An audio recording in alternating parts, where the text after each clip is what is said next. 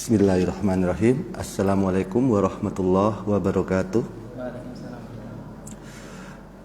Innal hamdalillah nahmaduhu wa nasta'inuhu wa nastaghfiruh.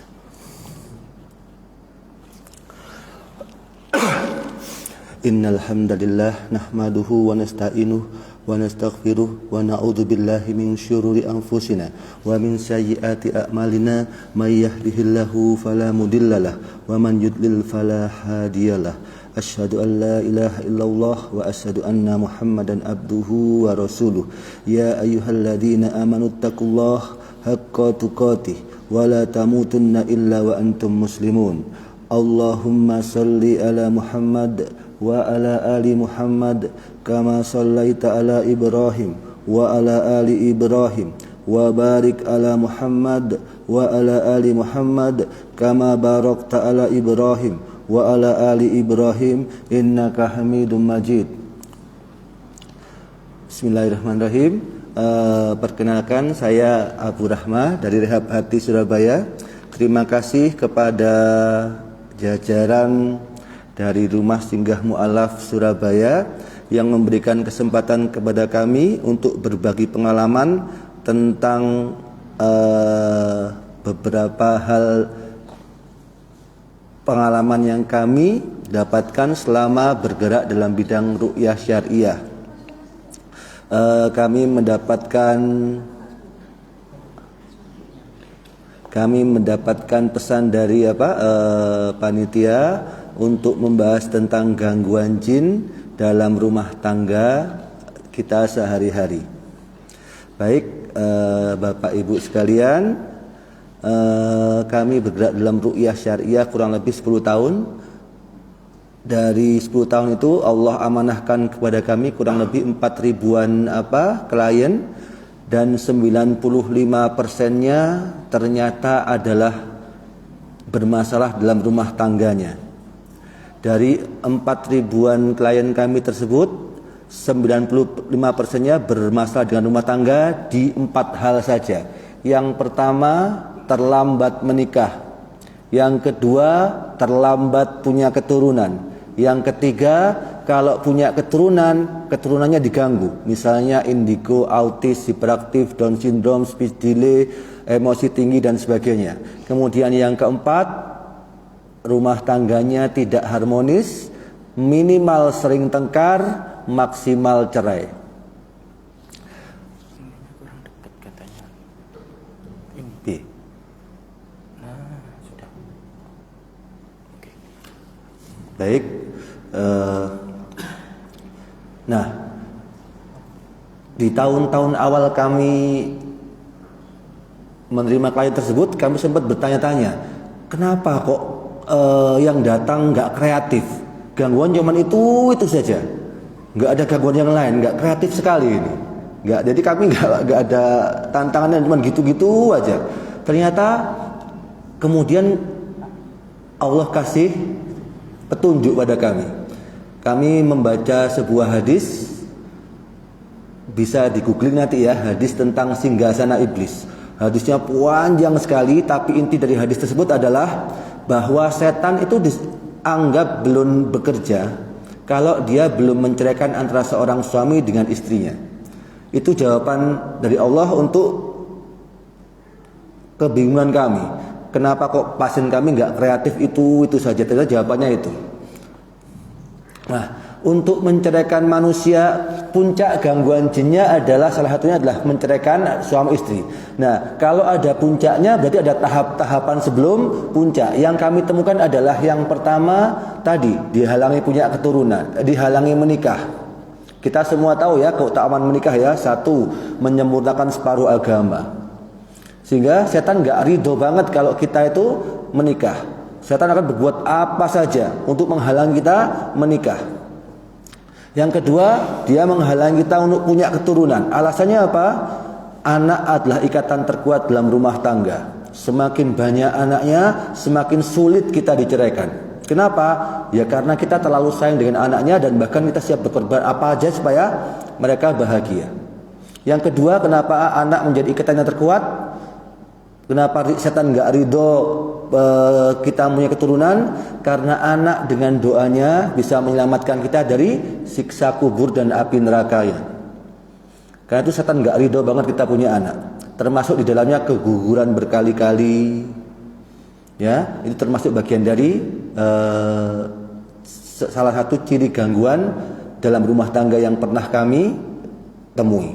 Yang ketiga, kenapa anaknya diganggu? Alasannya adalah supaya anak ini tidak bermanfaat bagi orang tuanya. Dan yang kedua, setan memperalat anak-anak ini untuk menjadi pemicu pertengkaran antara ayah dan ibunya. Misalnya anak yang hiperaktif. Ya, si bapak kerja di luar rumah, banting tulang peras keringat, si ibu ngurus anak di rumah dan ngurus rumah dan anak-anaknya. Kalau anaknya hiperaktif kan biasanya kan barang-barangnya gak karu-karuan ya, hancur lebur lah rumah itu, kacau balau dan sebagainya. Ketika si bapak pulang dalam keadaan rumah yang kacau balau tersebut, maka memicu pertengkaran antara suami istri tersebut. Jadi salah satu alasannya kenapa begitu adalah seperti itu. Yang keempat, puncaknya adalah menceraikan kita. Dan Bapak Ibu sekalian, coba jenengan cek ya sekarang ya. Coba jenengan ingat-ingat saudara kandung orang tuanya, saudara kandung ibu dan bapaknya, ada nggak yang kena 4 ini? Kalau ada beberapa yang kena 4 tadi, biasanya karena leluhur jenengan, nggak tahu itu bapak jenengan atau siapa, kakek neneknya atau buyut-buyutnya, biasanya pernah kerjasama dengan jin. Misalnya ilmu-ilmu kesaktian, pusaka-pusaka jimat, kemudian ada yang bisa menyembuhkan orang tapi bukan dokter, kemudian ada yang hobi klinik, kejawen, perdukunan itu. Pokoknya barang siapa yang pernah melakukan hal-hal tersebut, kerjasama dengan jin tersebut, maka pelakunya dan anak cucunya biasanya akan banyak yang kena 4 tadi. Terlambat nikah, terlambat punya anak, anaknya diganggu dan cerai. Hampir akurat ini Bapak Ibu. Jadi jenengan bisa mendiagnosa keluarga masing-masing, apakah ada leluhur saya yang syirik dengan cara apa? Cari 4 hal ini di keluarga jenengan.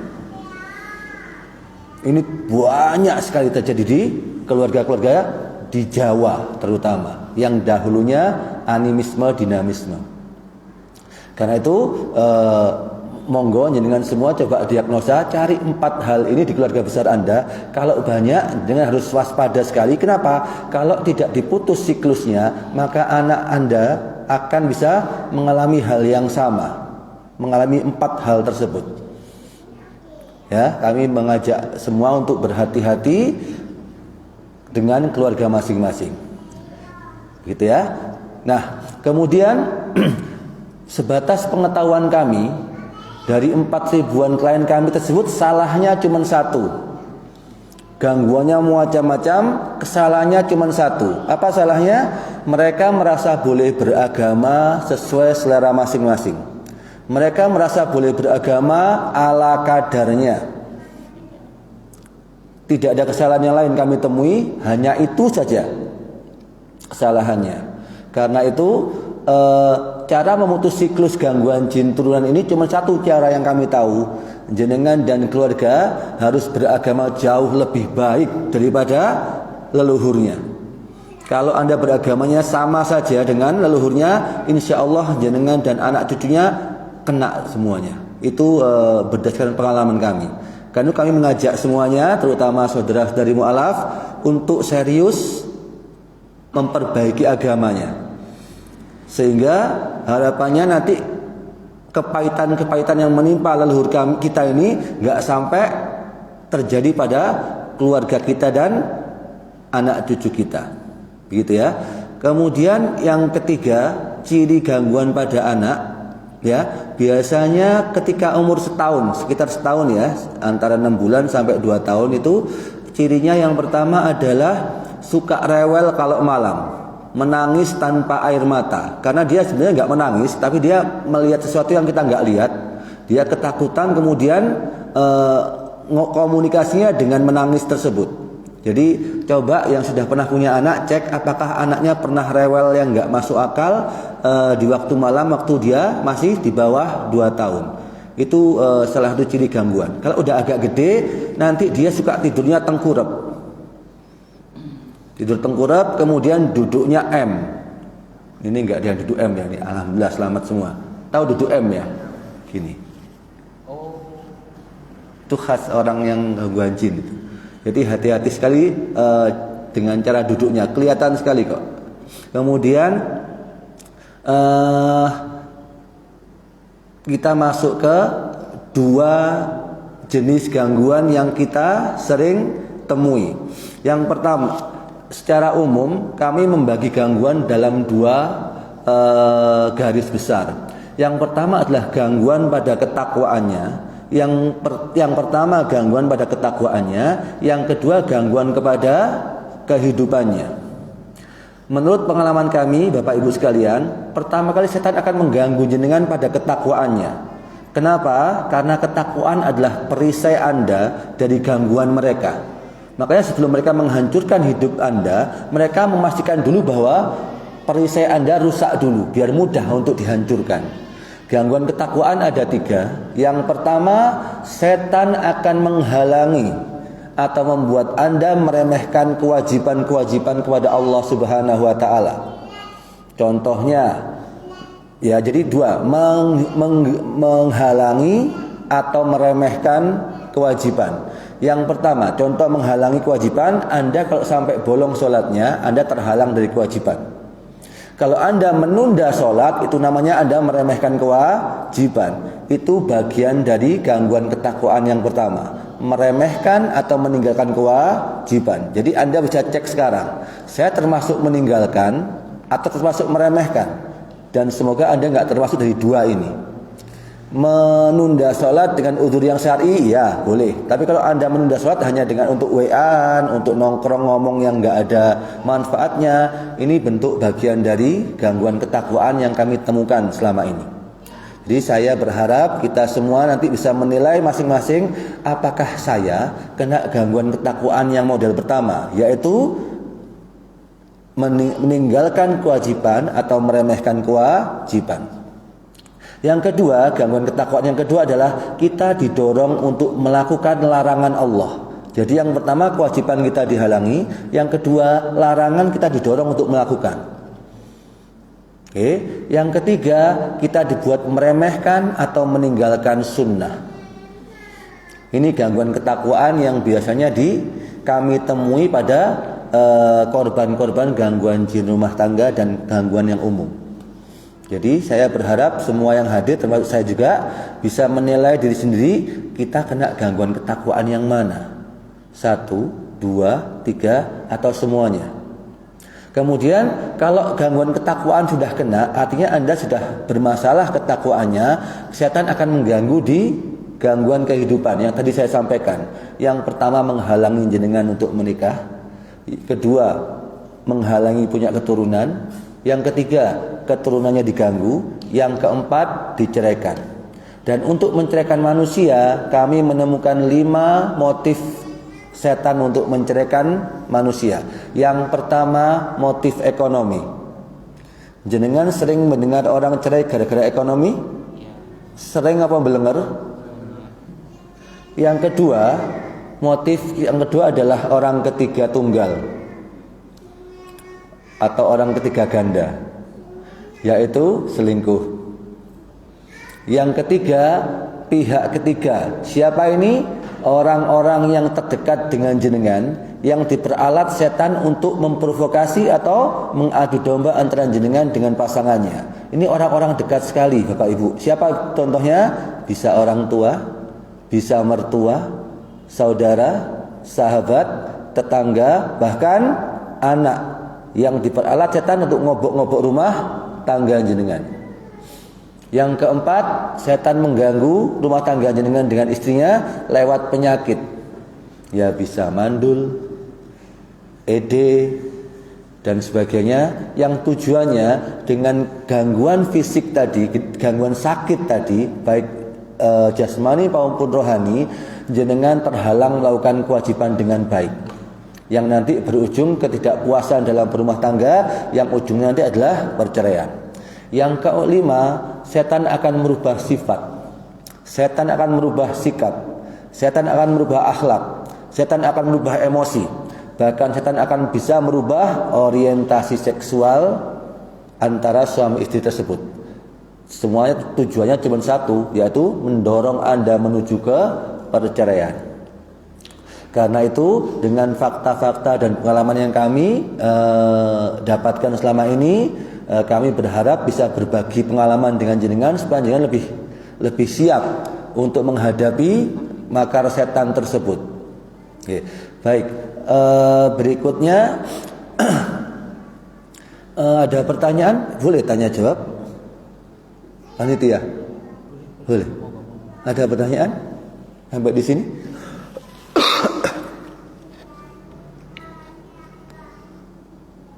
Ada yang mau ditanyakan? Monggo. Ya, biar santai saja, kayaknya, enggak. Kalau nggak ada saya bisa. Ini yang terjadi di lingkungan kerja saya. Jadi ada teman saya itu dia usianya sudah 37 mau 40. Dia belum menikah, cowok. Tapi dia itu sukanya pada orang yang sudah berumah tangga. Sukanya sama, kalau kita bilang sih istilah Laki perempuan, teman. laki, Oh, oke. Dia sukanya pada istilahnya anggap aja mama muda gitu loh. Istri orang. Ya istilah dia masih muda, yang masih punya anak satu atau berapa usia gitu. Dia sukanya sama tipikal orang yang kayak gitu, sudah berkeluarga itu dia suka. Tapi ketika si perempuan itu cerai sama suaminya, dia jadi janda, dia tidak mau lagi. Karena bilang tidak menarik dia. Nah, apakah ini dia itu ada kelainan dalam sisi psikologis atau apa gitu, atau memang itu mengganggu dia, atau maaf kita kalau ngomong itu bahasanya fetisnya dia, apakah itu seperti itu? Bahkan imajinasinya dia itu selalu berimajinasi kalau tidur dengan perempuan itu di sebelahnya ada si anaknya itu yang dia itu. Oke, baik. Untuk kasus seperti ini sebatas pengetahuan kami ya Mas. Jadi dia memang diganggu oleh jin untuk dia sendiri, untuk menghalangi dia supaya nggak nikah-nikah. Dengan fetis seperti itu, berarti dia kan nggak mungkin bisa menikahi orang itu, perempuan itu kan. Sehingga dia tertahan-tahan di situ aja. Termasuk ke gangguan yang pertama tadi, dihalangi menikah dengan motif ini. Yang kedua, dia diperalat setan untuk jadi motif ketiga menceraikan manusia. Jadi dia diperalat setan, dia menjadi pengganggu dalam rumah tangga orang tersebut, si mamah muda atau istri orang tadi. Jadi dari dua sisi itu kelihatannya begitu. Dia terhalang sendiri untuk menikah karena dia selalu menyukai orang yang nggak bisa dia nikahi. Tetapi ketika dia udah bisa menikahi dia udah nggak minat lagi. Ini kan kelainan yang luar biasa. Jadi ini kasihan sekali ini. Kasihan buat dia dan kasihan buat korbannya. Dari sisi yang berikutnya, ya dia diperalat untuk mengganggu rumah tangga orang terus seperti itu. Padahal itu salah satu dosa besar sekali itu. Takhbib, pernah dengar ya takhbib ya? Orang yang melakukan dosa dengan cara mengganggu rumah tangga orang lain. Itu ada babnya lain, itu khusus takhbib, itu bahaya sekali. Jadi doakan teman jenengan itu untuk supaya Allah sembuhkan penyakitnya. Itu insya Allah saya hampir yakin itu pasti gangguan jin cukup berat itu. Oke, monggo, ada yang lain? Kalau malu boleh ditulis, soalnya mungkin kadang-kadang agak privasi. Waalaikumsalam. Ini saya di lingkungan keluarga saya sendiri, adik saya usia kelahiran 78 itu berapa? 47 ya. Ini kalau ditanya kenapa alasan belum nikah, karena kepingin menyenangkan hati orang tua dulu, karena itu udah istilahnya dia sendiri. Apa ini kisah dulu mama saya itu pernah kan dagang terus pakai kayak gitu kedukun itu apa itu efeknya itu juga. Tapi dia alasannya kepingin berbakti sama Tuhan. Gimana? Baik. Jadi kalau ini sering kami temui Bapak. Jadi ini salah satu talbisnya setan untuk manusia ya. Jadi tipuannya dia. Jadi seolah-olah dia itu berbakti. Padahal itu tipuan setan. Ya. Sebetulnya nikah kan nggak wajib-wajib amat. Selama dia bisa menjaga diri dari yang maksiat. Jadi ini jawaban ini nggak mutlak untuk adiknya jenengan. Adik atau siapanya? Adik ya. Jadi ini jawabannya nggak mutlak untuk adik jenengan ya. Selama adik jenengan selama nggak nikah tadi dengan alasan dia berbakti pada orang tua, tapi dia bisa menjaga diri dari kemaksiatan, dia nggak berdosa lah dengan ketidaknikahannya, insya Allah nggak masalah. Tapi kalau dengan dia tidak menikahi tadi kemudian dia bermaksiat, maka itu sudah jelas satu dia dosa, dua gangguan jinnya terbukti. Karena tujuan menghalangi nikah kan supaya dia terhalang dari yang halal, kemudian terjerumus pada yang haram. Bebas sekali, ya berarti dia berat gangguan. Jadi kami punya banyak kasus seperti itu, Pak. Contoh ya, ada seorang kakak laki-laki punya 3 adik perempuan. Orang tuanya meninggal semua. Nah, si setan si kakak tadi, kamu jangan nikah dulu sebelum 3 adikmu nikah semua. Ini salah satu tipuannya setannya. Saya tanya sekarang, apakah 3 adik perempuan ini rezekinya dari masnya? Kan dari Allah kan. Lewatnya dia. Jadi dia nikah atau enggak, ini udah ada jatahnya. Saya tanya sekarang, misalnya adik jenengan nikah, apakah dia terhalang berbakti pada ibunya? Kan enggak juga kan. Ya, itu sebuah tipuan yang manis dari setan dan pasti kena kepada orang yang enggak ngaji. Enggak belajar agama ya. Itu loh. Jadi makanya Pak, sebatas pengalaman saya, semua orang yang gangguan jin itu salahnya satunya agamanya ala kadarnya karena kurang ilmu. Apakah karena orang tua dulu berbakti?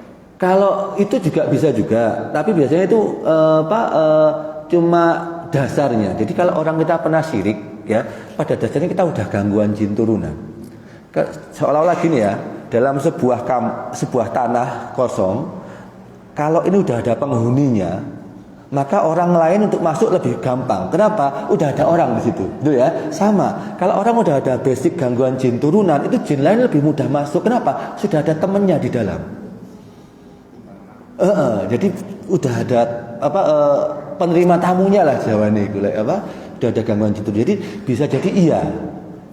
Tapi jenengan lihat dulu waktu melakukan kesyirikan tersebut si adik usia berapa? SMA, berarti kan kemungkinan juga sebelum itu udah ada yang masuk. Jadi jenengan lihatnya begini Mas, jangan lihat di sepotong itu, tapi jangan lihat apakah leluhur saya ada yang sakti, punya jimat pusaka, ada ini. Ya itu nggak perlu ibu jenengan syirik, mereka adik-adiknya udah lengkap ini. Insya Allah udah dapat bagian. Soalnya biasanya Pak, leluhur kita itu udah janjian dengan jin. Nanti saya dan anak cucu saya tolong dijaga ya. Nah ini nanti otomatis biasanya tiap generasi ada yang dapat. Tapi yang paling mirip kelakuannya dengan mbahnya itu biasanya yang paling dapat banyak warisannya. Jadi kan mesti ada kayaknya, misalnya seorang kakek punya cucu kesayangan. Itu biasanya dapatnya paling banyak. Gangguannya Pak ya, bukan warisannya. Jadi seperti itu. Jadi kemungkinannya memang begitu. Kental sekali bahwa adik jenengan satu tertipu dengan talbis setan karena dia kurang ilmu. Kemudian kalau jenengan tanya apakah ada ciri gangguan jin turunan, kemungkinan besar iya. Karena leluhur jenengan pernah kerjasama dengan jin tersebut. Orang tua juga bisa juga ya? Siapa? Orang tua juga bisa juga. Iya, betul. Karena sulit banget Pak. Gimana? Sulit banget kalau dari agama itu. Iya. Nah, saran saya buat kita yang punya keluarga yang sulit diajak untuk kebaikan, yang pertama doakan dulu Pak. Yang kedua, contohi. Kita mencontohi beragama yang baik, tunjukkan akhlak kita setelah kita ngaji itu akhlaknya kita lebih baik, lisannya manis, ya. Kemudian yang ketiga, baru nasihat. Nasihatnya jangan di depan. Terutama dengan orang yang lebih tua, lebih senior daripada kita, nasihatnya di belakang. Gimana itu? Gimana itu? Diutamakan doakan dulu. Yang kedua, kita berdakwah dengan sikap. Jadi akhlak kita kepada ibu atau kepada siapa ya, kemudian lisan kita pada mereka, ya itu cara berdakwah yang saya sarankan. Baru yang ketiga menasihati. Jadi ini salah bu, yang benar gini itu di yang ketiga. Soalnya kalau ini di depan biasanya mereka langsung menolak pak. Iya kan? Gimana pun juga, jangan kan anak kecil buat beliau kan. Saya pun begitu. Ketika saya menasihati bude-bude saya ya, kowe iki sopo. Jadi saya berdakwah untuk keluarga saya lewat doa dulu, kemudian saya contohkan. Yang ketiga, ada kesempatan yang baik baru saya nasihati, bukan di depan ini. Gitu ya, cuma diputar-putar sesuai dengan keadaan saja. Itu saran saya buat jenengan. Itu? Oke. Ada lagi? Bapak itu, monggo. Waalaikumsalam. Saya mengenai puasa Ramadan, kan wajib. Kadang-kadang tiap tahun ada berapa hari bolong. Jadi menumpuk sampai beberapa tahun. Itu cara istilahnya mengurangi. Berapa pak? Berapa puasanya yang bolong? Kira-kira seingat jenengan?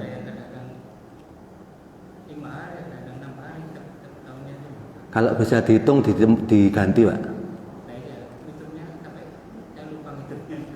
Makanya kalau jenengan ingat diganti. Misalnya ingat 5, ya ganti 5 pak. Tapi tahun yang berikutnya, tahun yang sebelumnya saya ada dulu. Yang ada bolong ada. Saya berarti belum kalkulasi juga. Oke. Sebatas pengetahuan saya pak ya. Kalau banyak banget, katanya ulama ditaubati. Tapi kalau masih bisa dihitung, ditempui pak. Ya, jadi nanti cocokkan diri dengan kondisi sing tak eling piro. Lek wakean nemen kayak saya dulu ya, kayak orang-orang dulu ya. Itu taubati pak. Jadi soalnya itu rukshoh ya, supaya kita itu nggak putus asa, kemudian kita masih semangat untuk berbagi diri. Insya Allah jadi begitu. Setahu saya dari jawaban Ustadz Firanda kalau ini nggak salah. Jadi kalau kemudian bisa hitung, ditempui, kalau nggak bisa pulau banyak dengan taubati saja. Gitu ya. Jadi yang setahun 2 tahun insya Allah jangan kan masih ingat kan pak ya. Nah, itu dengan diganti aja. Iya betul. Oh. Ini saya sama pengalaman saya sama istri saya sendiri. Saya setiap minggu, hampir setiap minggu itu berantem sama istri saya, mulai dari yang kecil sampai yang besar. Saya sudah sempat di rupiah di salah satu ustaz di Sidoarjo. Di mana? Di Sidoarjo. Mimpi istri saya itu tetap ular, kuntilanak. Gimana pak? Mimpi istri saya itu tetap Oh, oke. Bisa pinjam mikrofonnya? Mikrofonnya kita.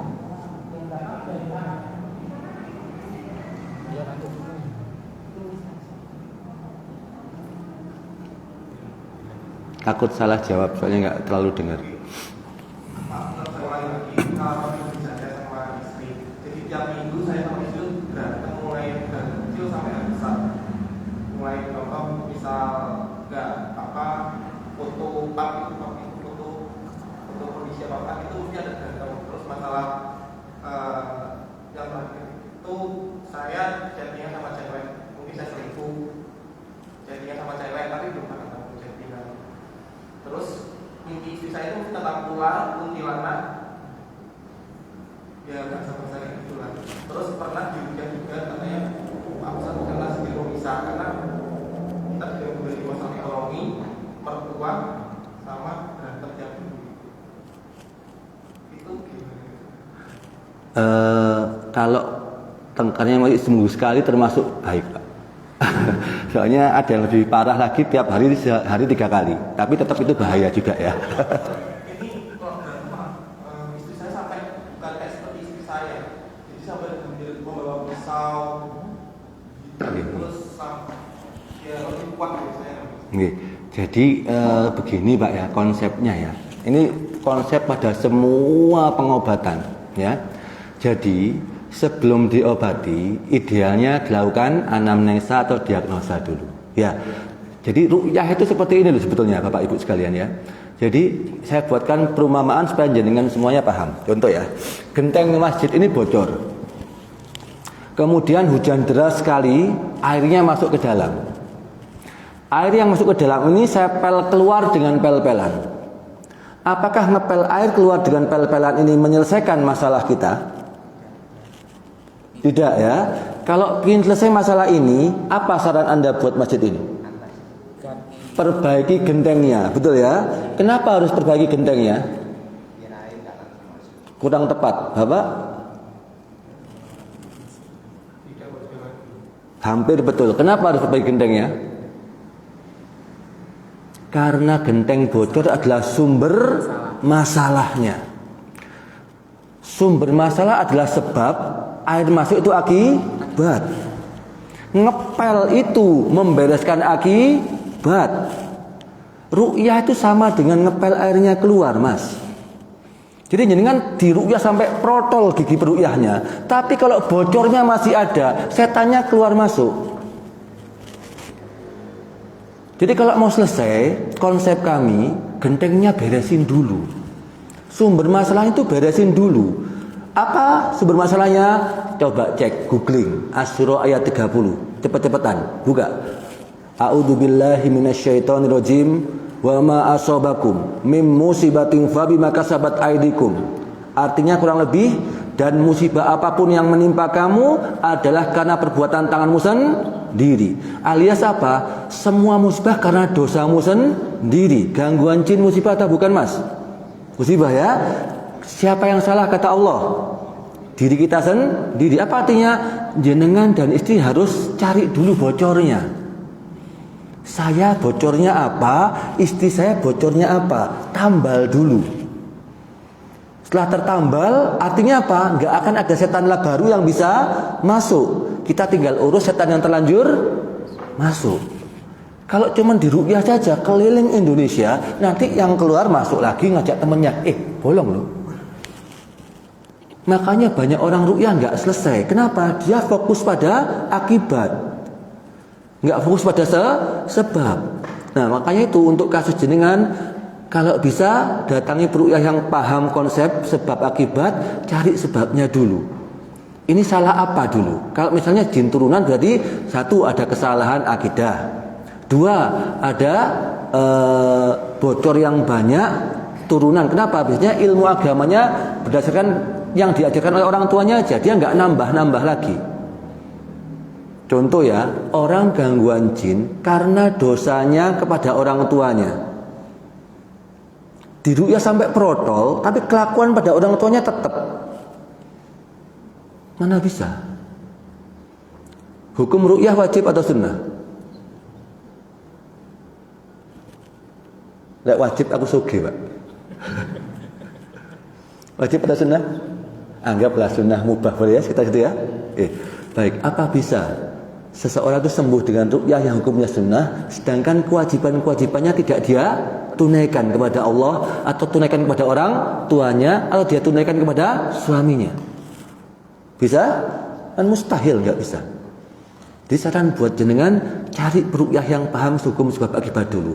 Dia akan membantu jenengan untuk menemukan sebuah kebocorannya, kemudian menambal dengan taubat. Kalau pada Allah dengan taubat, kepada manusia dengan minta maaf. Setelah tertutup dengan rapat, ayo kita keluarkan setannya.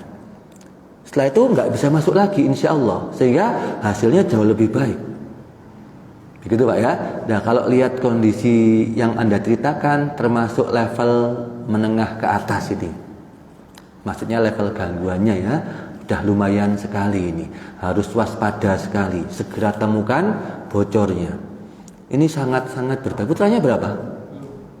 Berapa tahun menikah? Nah, ini sudah masuk 2 hal. Usia dulu menikah berapa, Pak? 26. Baik. Berarti secara teori yang tadi, Mas ini menikah di usia yang baik, lulus dari dihalangi menikah, lulus. Yang kedua, kemungkinan dihalangi punya keturunan karena 2 tahun udah belum ada isinya. Sekarang lompat ke yang keempat, persiapan untuk diapakan? Tuh, sudah urutannya begitu aja. Jadi saya berharap jenengan dan istri segera berbenah, segera nyari bocornya. Masalah ngepel, Anda bisa pilih ngepel sendiri namanya ru'yah mandiri, dipelkan orang namanya diruk. Ya, silakan pilih yang mana. Tapi yang penting apa? Minta tolong orang yang bisa membantu jenengan menemukan bocornya. Karena keterbatasan ilmu, kadang-kadang ini kita dosa tanpa sadar. Betul ya? Contoh masalah musik saja. Ya kan? Banyak macam-macam, ada yang membolehkan, ada yang nggak bolehkan, ada yang boleh kalau syarat yang begini dan sebagainya. Masalah cara berpakaian juga. Jadi yang terutama bagi kami, kalau kami Pak ya. Jadi kami ini lebih mengutamakan untuk mencari bocornya dibanding ru'yahnya. Karena ru'yah se-Indonesia, ru'yah sedunia ini cuma satu tok caranya.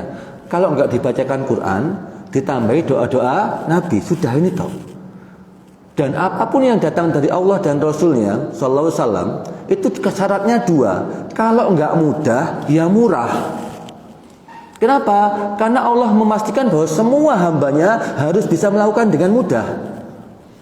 Kenapa saya milih jadi peruqyah enggak jadi dukun? Karena dukun itu sulit mas. Saya harus puasa mute, zikir ribuan kali, sebel saya. Maka saya enggak mau jadi dukun, angel. Kalau jadi peruqyah gampang sekali. Turu ya turu, mangan ya mangan, sholat ya sholat, selesai sudah. Sederhana. Makanya ru'yah itu bisa Anda lakukan sendiri. Cuma kalau Anda ru'yah tok sampai protol untune, tapi Anda nggak tahu bocornya, percuma, sia-sia. Makanya kenali konsep genteng bocor tadi. Jadi sibukkan diri cari bocornya. Bisa nanti kalau masih ada waktu, istrinya ada. Nanti kita ngobrol kalau ada waktu ya. Kita coba gali sedikit tentang kebocorannya ya. Jadi jangan fokus di ngepelnya mas, tapi fokus pada mencari kebocorannya ya. Kalau saya tanya pada jenengan, Allah bilang setiap musibah karena salah jenengan sendiri. Kira-kira salah Anda pada Allah apa? Satu,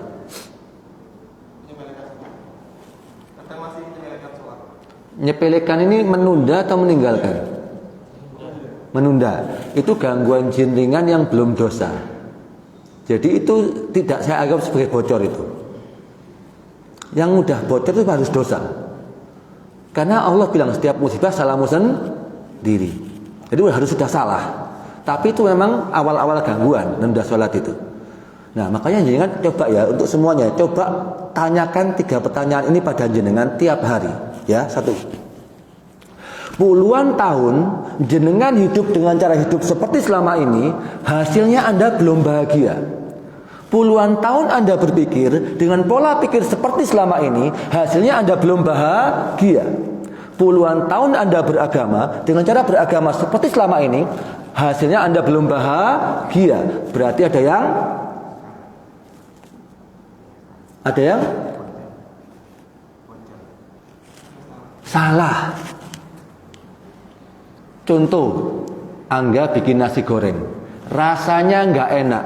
Resepnya diganti apa terus nopo? Logikanya diganti atau diteruskan resepnya? Ganti. Sama dengan hidup kita semua. Kalau hidup Anda belum enak, belum bahagia, resep Anda salah selama ini. Ganti resepnya. Keluar dari masjid ini, kalau mau bahagia, rubah hidupnya. Innallaha la yughayyiru biqaumin hatta yughayyiru ma bi anfusihim. Sesungguhnya Allah tidak akan merubah nasib suatu kaum kalau kaum itu enggak merubah perilakunya. Jadi kalau Anda pulang dari sini, pola pikirnya tetap, cara hidupnya tetap, cara beragamanya pancet, terus Anda berharap berubah nasibnya. Ini kalau enggak ngayal, ya mimpi.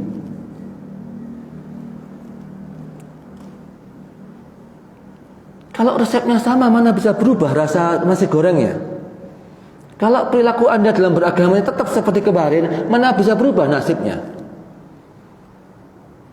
Rubah, Pak, Mas. Ya kan?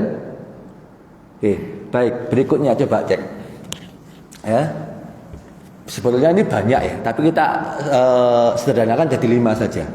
Baik, manusia punya beberapa masa kehidupan. Kita ambil 5 saja.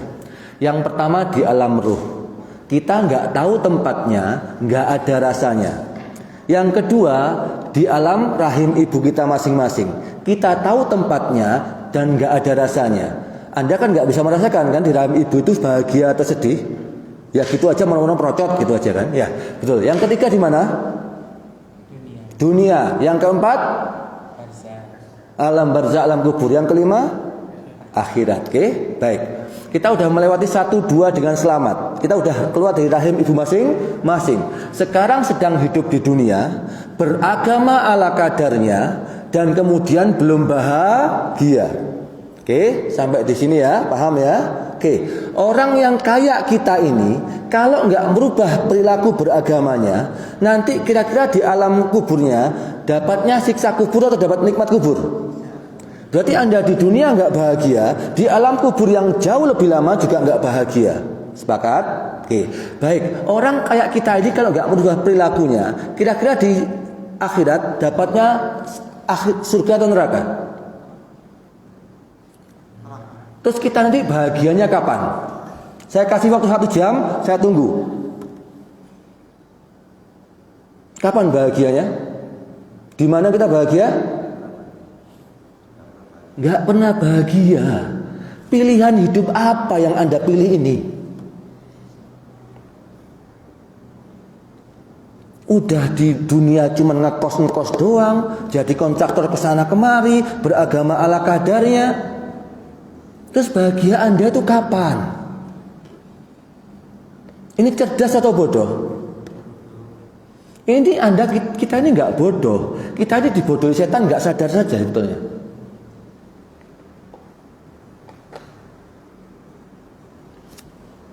Mau difoto jari saya? Hah? Biar Anda malu ya, tolol saya ternyata ya. Ini loh Pak, Mbak, Mas. Kita harus bahagia. Quote of the day. Bahagia ada rumusnya. Rumusnya Allah yang menentukan. Anda nggak akan pernah bahagia dengan standar bahagia yang Anda tentukan sendiri. Saya kasih contoh ya. Misalnya, bahagia versi saya. Saya bahagia kalau saya bisa punya rumah. Saya bahagia kalau saya bisa punya mobil. Saya bahagia kalau saya bisa umroh. Ini adalah standar bahagia menurut saya. Oke, saya tanya sekarang. Apakah Anda yakin bahwa 3 keinginan saya ini sama dengan yang Allah tuliskan di Lauhul Mahfudz? Sama atau enggak? Belum tentu. Makanya orang yang bikin standar bahagia sendiri tidak lepas dari kecewa, marah, sedih. Kecewa, marah, sedih. Karena dia membuat standar bahagianya sendiri. Ada orang yang sampai mati nggak punya rumah? Ada yang orang sampai mati nggak pernah punya mobil? Ada nggak yang orang sampai mati nggak pernah umroh? Ada.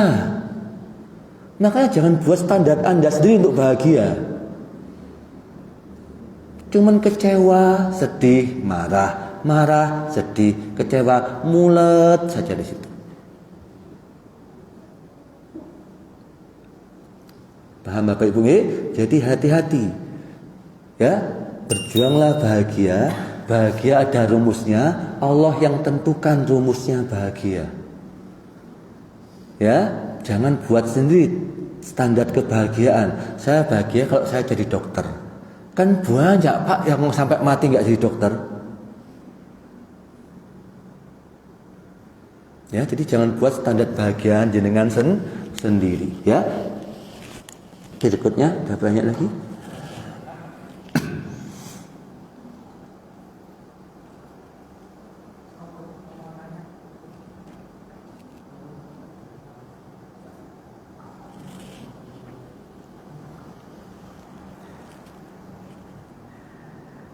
Assalamualaikum Ustaz. Waalaikumsalam warahmatullahi wabarakatuh. Saya dapat titipan beberapa pertanyaan. Yang pertama, mengingat sekarang zamannya gadget, Ustaz, ya, dan juga pertanyaan gimana caranya kita sendiri atau anak kita sendiri yang kecanduan gadget itu apakah termasuk salah satu gangguan, Ustaz? Apakah itu juga termasuk gangguan dari jin atau bagaimana, dan bagaimana cara penanganannya? Kedua, Satu-satu dulu Bu ya. ya Ustaz, Biar gak lupa. Satu, ini nggak mutlak itu gangguan jin, tapi tergantung dari derajatnya.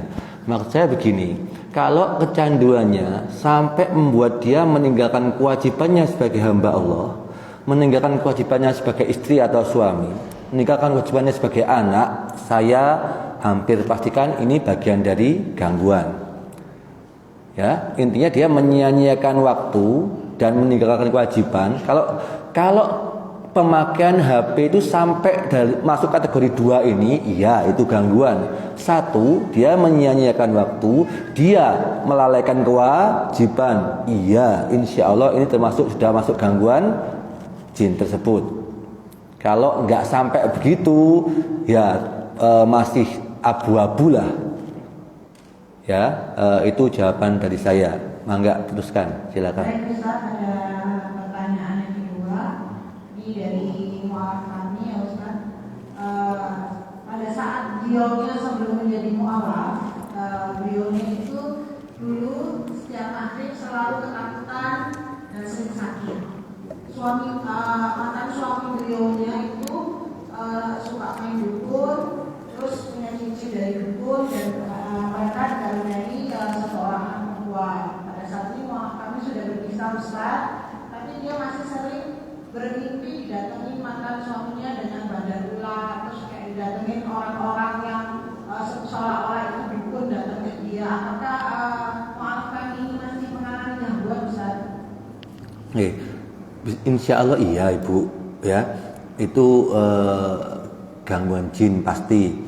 Cuman saya saya berharap tidak dihubung-hubungkan dengan mantan suaminya, karena bisa iya bisa tidak.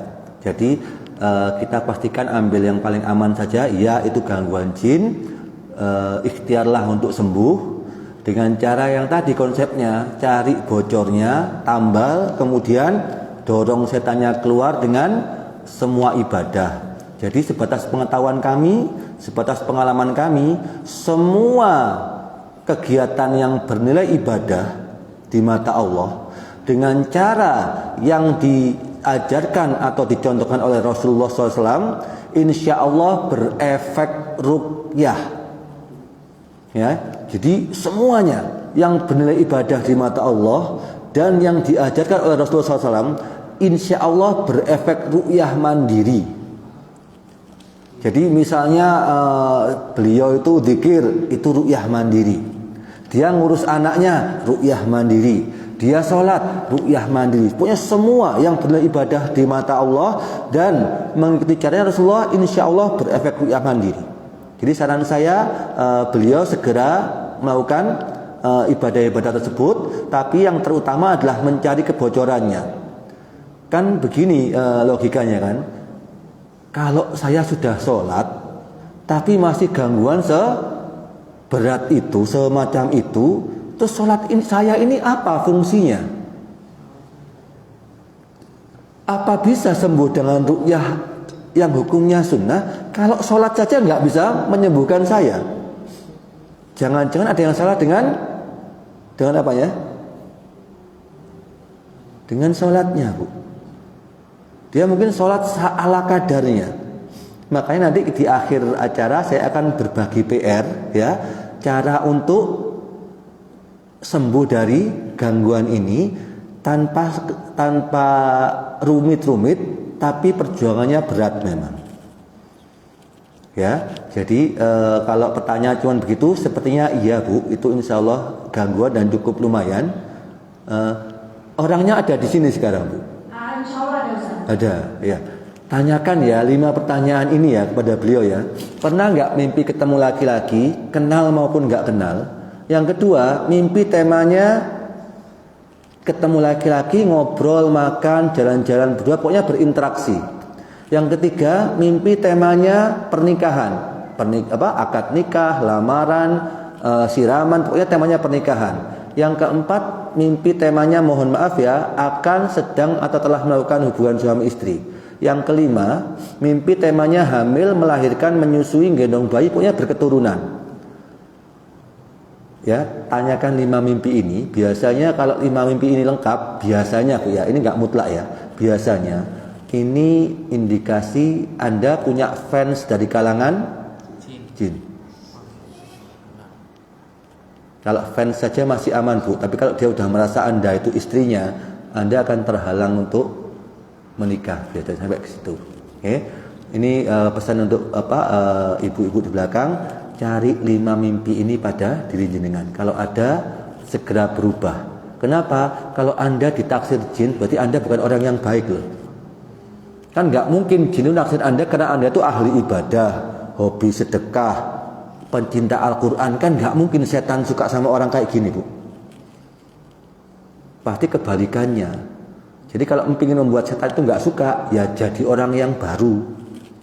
Jangan jadi jenengan yang kemarin, karena jenengan yang kemarin adalah idolanya setan. Ya, kurang lebih seperti itu ya, Bu ya. Ada yang selanjutnya, Ibu? Ada satu lagi, Ustaz. Ini pertanyaannya, saya sering mengalami perasaan was-was, terutama saat saya berwudu dan sholat. Saya sering mengulang-ulangi bagaimana caranya saya lebih bisa sembuh dari penyakit was-was ini. Baik, jawabannya ada 2. Yang pertama, sebatas pengalaman kami, was-was syaitan itu obatnya ilmu, Bu. Kami pernah punya klien, Bu, seorang mahasiswa ya, kira-kira usia 20 tahun ketika dia datang kepada kami. Dia itu mau sholat duhur, Bu, tepat waktu di masjid UPN. Dia wudhu, mulai mau sholat duhur, sampai sholat asar, itu bulat di tempat wudhu. Kenapa? Karena kurangnya ilmu, Bu. Jadi ketika dia wudhu, setan bisi, cipratannya ini membuat kamu batal loh wudhu. Mana mungkin, Bu, kita wudhu tanpa ada cipratan yang nempel kepada pakaian kita. Sehingga apa? Mulai duhur sampai asar, ya dia wudhu terus bolak-balik. Kalau udah selesai dengan kewas-was wudhunya, dia mau sholat, dia itu ke takbiratul ihram, itu ulang-ulang sampai sholatnya selesai, dia itu masih bolak-balik gini aja. Takbiratul ihram di awal. Obatnya bukan ruqyah, Bu, tapi ilmu. Kalau was-wasnya seperti itu, bahwa cipratan air wudhu itu tidak membatalkan wudhu. Selesai sudah. Jadi saran untuk ibu yang was-was itu, ikuti kajian tentang sifat sholat Nabi, mulai mandi wajibnya, wudhunya, gerakannya, bacaannya, nutup auratnya, sampai zikirnya, belajar yang benar. Insya Allah syubhat setannya itu pasti terjawab dan setannya nggak bisa membuat was-was lagi. Itu pengalaman saya untuk was-wasnya. Nah, kemudian untuk membantu terapinya bisa dengan 3 kul, terutama anas ya, ditepuk-tepukkan di dadanya. Itu untuk terapi ruqyahnya ya. Tapi terapi ruqyahnya nggak penting-penting amat. Yang penting adalah tambah ilmunya. Karena was-was syubhat itu obatnya ilmu, bukan ruqyah. Gitu nggih? Sudah. Ada lagi, Pak Ibu? Enggak.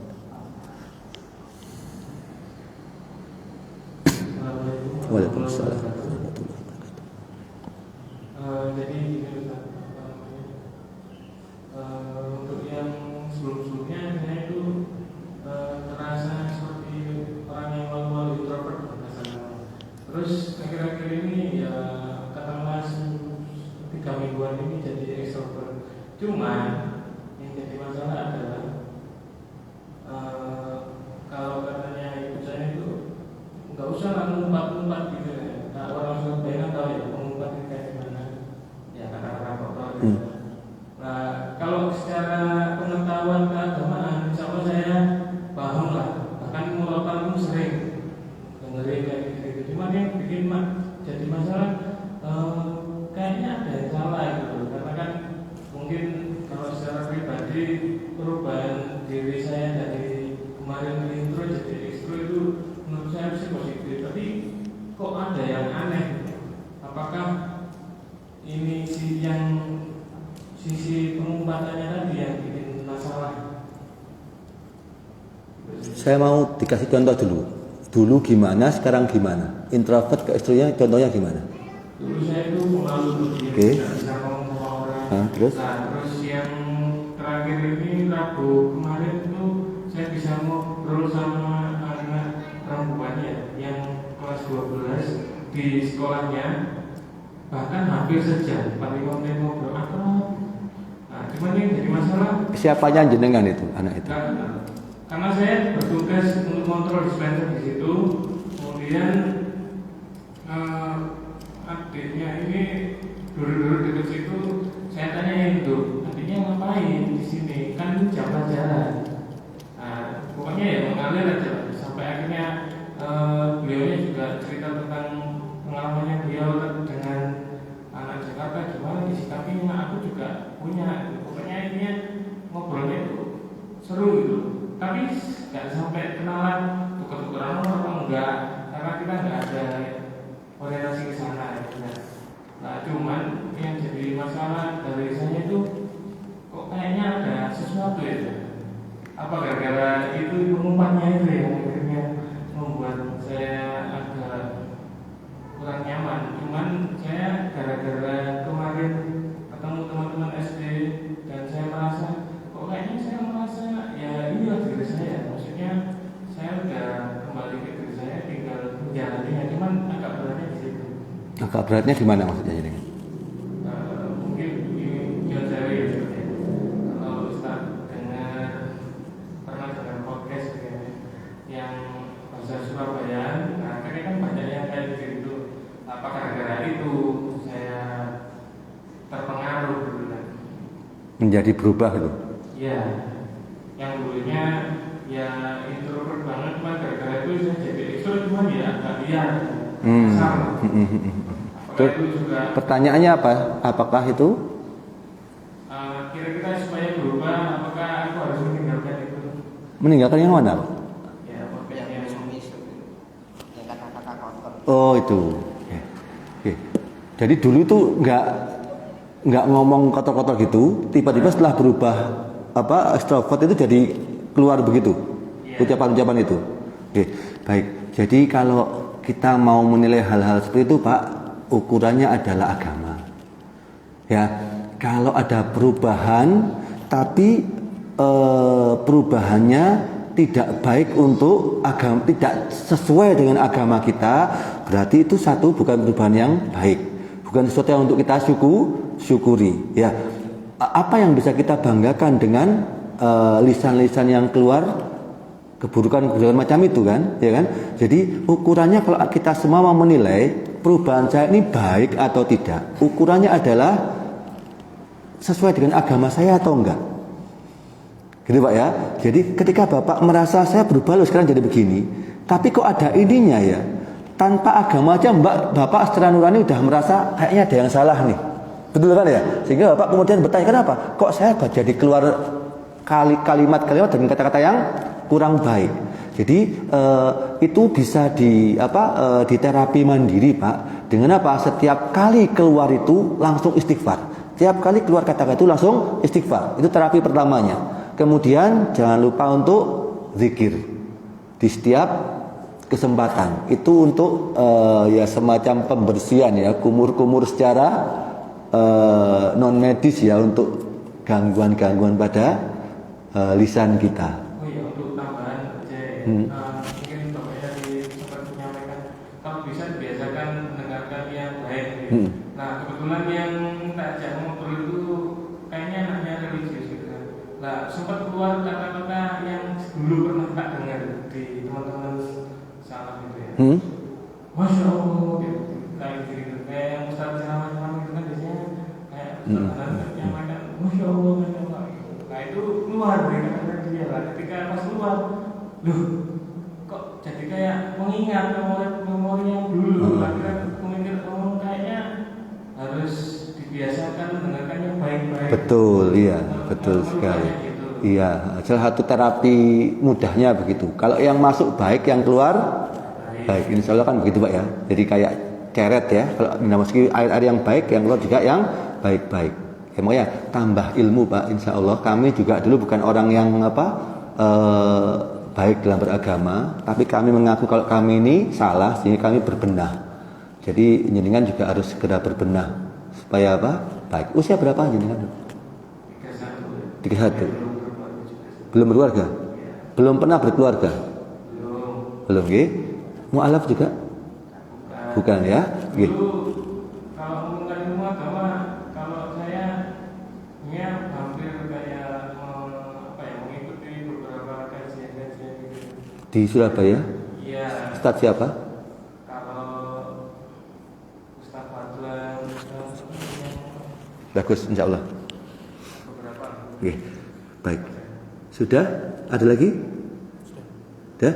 Baik, yang terakhir Bapak Ibu sekalian, saya mau berbagi solusi harus bagaimana ke depannya. Boleh saya kirim ke WA jenengan ya nanti ya. Nanti bisa di-share di grup. Sementara ini saya bacakan ya dulu. A'udzubillahi minasyaitonirrajim. Wa may yattaqillaha yaj'al lahu makhraja wa yarzuqhu min haitsu la yahtasib.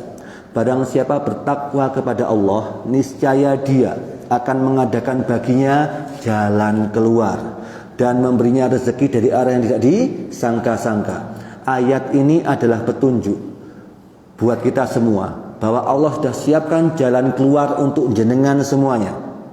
Manusia tidak dituntut untuk cari solusi, Allah yang sediakan. Di ayat ini Allah sampaikan, barang siapa bertakwa, maka dia akan memberikan jalan keluar. Allah yang bilang. Jadi Anda nggak perlu cari solusi, Allah yang siapkan.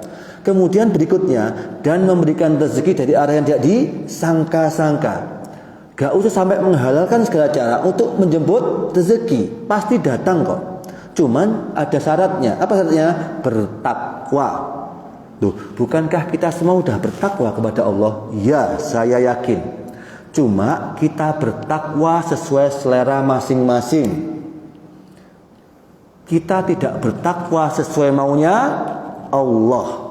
Contoh, saya bertakwanya 70%, Angga 80%, Andi 90%. Kami bertakwa semau kami. Kami tidak bertakwa sesuai maunya Allah. Allah baru tepati janjinya kalau Anda bertakwa sesuai maunya Allah. Berapa? Sebatas kemampuannya. Sebatas kemampuan kita, semampu-mampu kita, bukan semau-mau kita. Bedanya hanya di huruf M dan P. Yang satu bertakwa semaunya, yang di Allah inginkan bertakwa semampunya. Hanya beda dua huruf, tapi beda sekali ini artinya. Jadi kalau mau dapat dua janji Allah tadi, yaitu solusi dan rezeki, kita dituntut untuk bertakwa semampu-mampunya, bukan semau-maunya. Insya Allah pasti Allah tepati janjinya, yaitu solusi dan rezeki. Apakah rezeki cuma duit, Bapak? Kan tidak ya. Pak, apa rezeki salah satu, Pak? Salah satu rezeki itu apa bentuknya? Yang Anda butuhkan. Apa, Pak? Jo? Yang Anda butuhkan apa? Hah? Apa? Bukan. Sesuai dengan kasus Anda yang terlambat punya anak, apa rezeki yang Anda inginkan? Anak. Ini semua yang Anda butuhkan, semua yang Anda inginkan, semua yang membahagiakan Anda, cukup dengan satu syarat saja, selesai semua, yaitu takwa. Berapa persen? 100%, semampu-mampunya, bukan semau-maunya. Ya, untuk bertakwa butuh panduan. Habis waktunya. Hah? Sudah habis. Tak share aja kalau itu ya. Oke. Karena waktunya sudah habis, nggak bisa saya share aja pada panitia. Nanti jenengan bisa di-share pada beliau ya. Baik, kami tutup pertemuan kali ini. Semoga bermanfaat. Saya mohon maaf kalau ada kesalahan. Yang salah dari saya, yang betul dari Allah Subhanahu wa taala. Assalamualaikum warahmatullahi wabarakatuh. Buat yang ingin konsultasi dengan Ustaznya, mungkin nanti bisa ngobrol di luar atau minta nomor Ustaznya bisa langsung. Sama itu saya ada tambahan. Kita itu punya pengalaman pernah merukyah seseorang yang mengalami bipolar. Bipolar itu ketika dia sedang kumat, dia itu melukai dirinya sendiri sampai berdarah-darah, dan itu sering terulang. Jadi kita pernah menanganinya itu meruqyah sampai hampir 8 jam sampai betul-betul Masya Allah.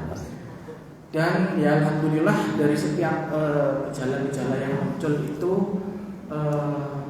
dari bukan lisannya sendiri ya, tulisan yang suaranya berubah-ubah, dia mau untuk berikrar sudah berada keluar beres, tapi berkata Ustaz, ketika seseorang itu punya gangguan dan dia tidak menyelesaikan dengan dirinya sendiri, masih melakukan dosa, tidak mau sholat, masih membuka aurat dan segala macamnya itu tadi, qadarullah setelah 1 minggu proses ruqyah itu bahkan sempat juga pingsan hampir 1 jam sampai kita panik sendiri, jelon ambulan ya gitu. Terus akhirnya kita setelah 1 minggu itu, setelah dia akhirnya balik lagi si hal-hal yang buruk tidak kita ya, mulai kumat lagi, mulai melukai dirinya lagi dengan taraf tingkatan yang lebih tinggi lagi, lebih parah ya. Iya, dan qadarullah akhirnya dia tidak mau sholat, dia tidak mau nutup aurat, dan sekarang akhirnya murtad. Ya, itu bukan sesuatu yang aneh. Kami juga banyak mengalami hal tersebut, di mana kebanyakan manusia itu ingin sembuh dengan cara yang dia inginkan, bukan sembuh dengan cara yang Allah tentukan, alias sakarepe dengklik. Jadi dia ingin sembuh tanpa ikhtiar, dia cuma mau duduk, datang dulu ya, kemudian beres semua masalahnya. Iya kan, betul ya. Jadi seperti itu. Jadi ibu nggak ada seperti itu. Sunatullahnya, ketentuan dari Allah bahwa setiap cita-cita butuh perjuangan, setiap cita-cita butuh pengorbanan. Seperti sama dengan Anda yang mau sembuh, Anda yang mau bahagia, Anda yang mau punya keturunan, itu adalah cita-cita. Gak akan Anda capai kalau Anda tidak berjuang mendapatkannya. Jadi jangan mimpi cuma misalnya ya, kayak kebanyakan klien kami, mimpinya dia dari rumah, dia datang dari rumah ke rumah kami, diruqyah, kemudian beres semua masalahnya. Ini konyol, ini ngayal ini. Tempat kami itu tempat orang berjuang, bukan tempat orang bermimpi. Kalau bermimpi, Anda datangnya ke Siti Nampi saja, jangan ke saya. Gak masuk akal seperti itu, gak sunatullah. Sunatullahnya apa? Berjuang. Cita-cita saya ingin punya keturunan, berjuang. Saya ingin menikah, berjuang.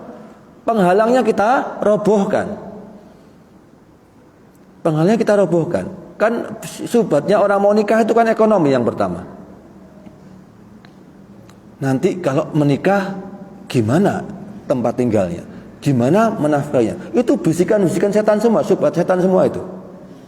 Dan nggak ada yang selamat kalau itu. Nah, nyobatnya dengan ilmu. Allah udah janji kalau ada orang nikah, Allah akan kayakan, Allah akan cukupi. Jadi nikah aja, luruskan niat, nikah saja. Penghalangnya dirobohkan. Kalau Anda tidak sanggup merobohkan, minta bantuan orang untuk memberikan nasihat. Kenapa? Karena kurang ilmu, kita bisa kena syubhat. Nah, ustaz-ustaz kita itu nanti bisa akan memberikan solusi untuk syubhat Anda. Contoh misalnya tertunda nikah gara-gara masih nyelengi resepsi. Ini kan banyak sekali. Kan lucu ini. Jadi ini salah satu syarat nikah ditambahkan dalam agama kita harus ada resepsinya. Ini humoris ini orang ini. Ya, makanya itu Bu, Bapak Ibu sekalian, ya, salah satu cara mengobati gangguan jin yaitu dengan menambah ilmu. Ikutilah kajian-kajian sunnah yang bertebaran di Surabaya itu. Ya, Ustadz Badlan Fahamsyah dan lain sebagainya ya. Ustadz-ustadz yang bisa diundang oleh Rumah Singgah Mu'alaf juga Masya Allah luar biasa. Oke, begitu ya. Jadi bipolar itu kalau dari sudut pandangan ya, psikolog mungkin dua kepribadian ya. Kalau bagi kami kan ruhnya manusianya didampingi oleh setan A, B, C, D, E berapa enggak tahu ini. Jadi sehingga kemudian yang sedang nongol yang mana yaitu yang membuat karakternya seperti itu waktu itu. Sederhananya begitu aja kalau dari sudut pandang ru'yah. Kalau Allah keluarkan setannya ya dia jadi normal lagi. Gitu ya, kurang lebih baik. Mari dibaca